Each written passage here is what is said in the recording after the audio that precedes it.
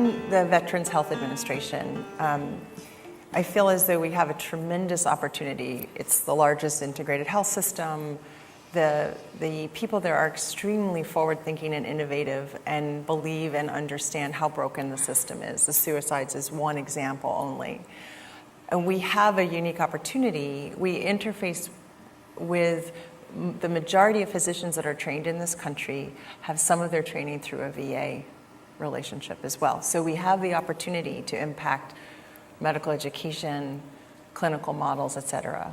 We have, just in my office, we have 9 health systems that are centers of innovation where we have permission and the desire to do it differently and begin to learn what might that look like, whether that's with the veterans, whether that's with how we interface with physicians. So all of this to say there's a tremendous opportunity to really step out of what's comfortable, to really step out of what we already know, and to do it differently. And I understand what you're saying, that we can't transform overnight. I absolutely understand that and believe that as well. But I would like to get your insight into where, if you could wave the magic wand, where would you start? What would you, and it doesn't have to be one thing, it could be 1,000 things, but I would love your reflections on how can we begin to really, now that we have permission, to do this differently? Say, from what limited experience I have of war, that is through cinema and documentaries and reading, I've not been in one. What I see is, particularly the way it is happening here, is people are trying to psych themselves up into action by pumping themselves up in a certain way. We're doing this, you see this happening in sports arenas today, everywhere, everybody is like this, okay? If you bring a certain ease into this, they can become fine soldiers. When I say a fine soldier, it's somebody who will do just what is needed, not one shot extra, not one shot less, not one shot more.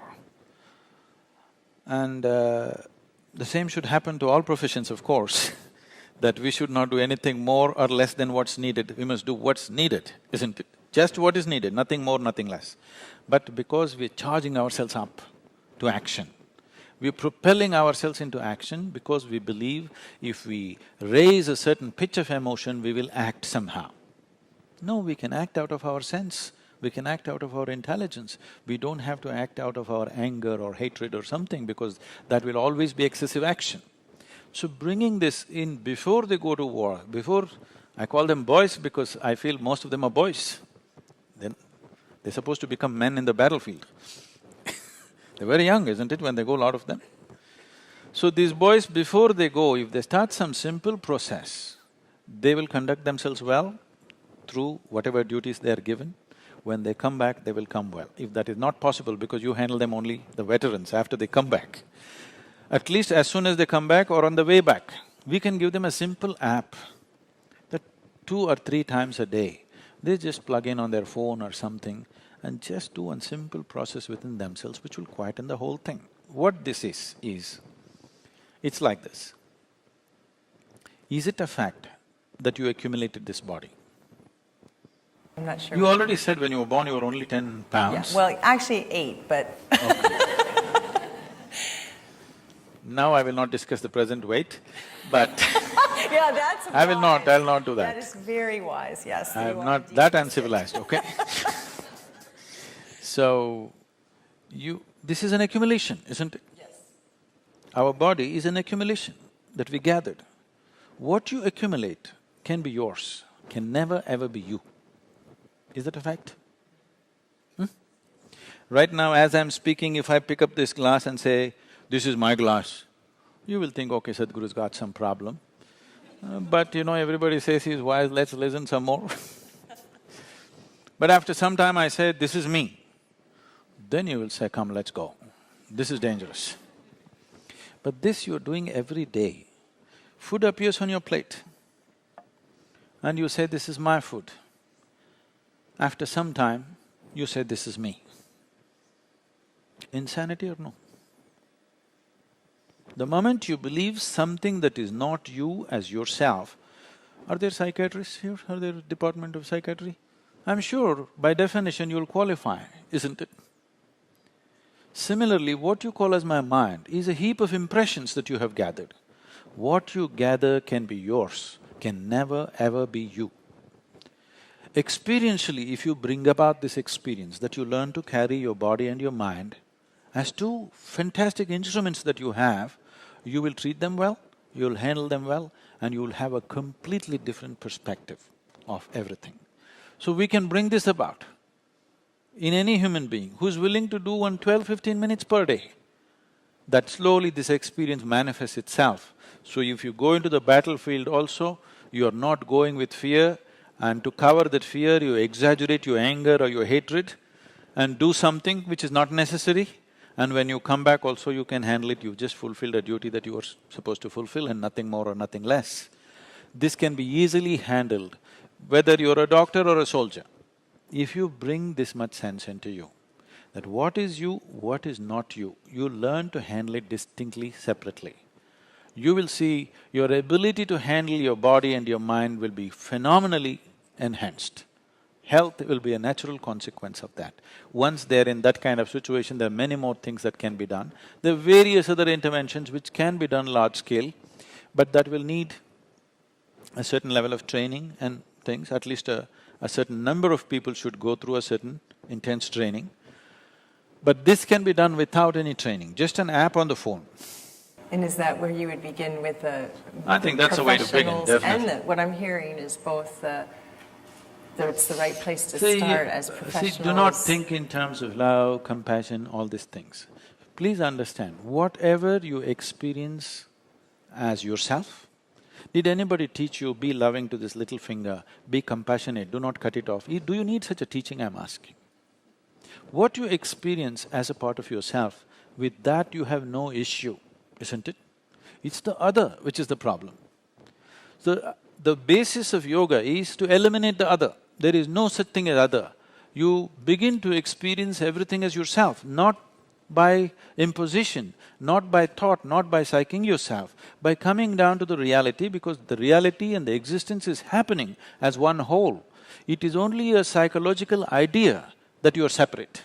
Can you exist in the universe by yourself? You're involved with everything, isn't it? Your body is involved with this earth every moment of your life or no? Yes? Most people understand this only when you bury them. They don't understand that they're a part of this planet, it's just a small pop-up. Pop-up. That's funny.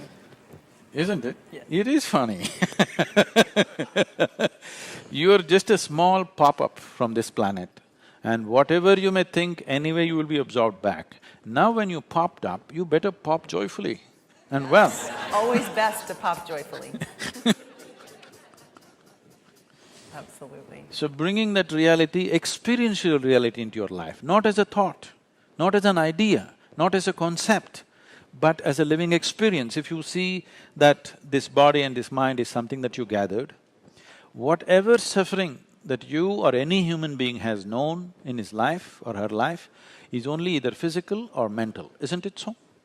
Do you know any other kind of suffering? If you create a little space between you and the body, between you and the mind, this is the end of suffering. Once there is no fear of suffering, that is when a human being lives his life full stride, otherwise he's only half a stride. All the time, what will happen to me is the big issue, isn't it? Human beings are living half stride simply because the fear of suffering, what will happen? If there is no fear of suffering, every human being would explore his full potential and things could be done so much better in every field of life.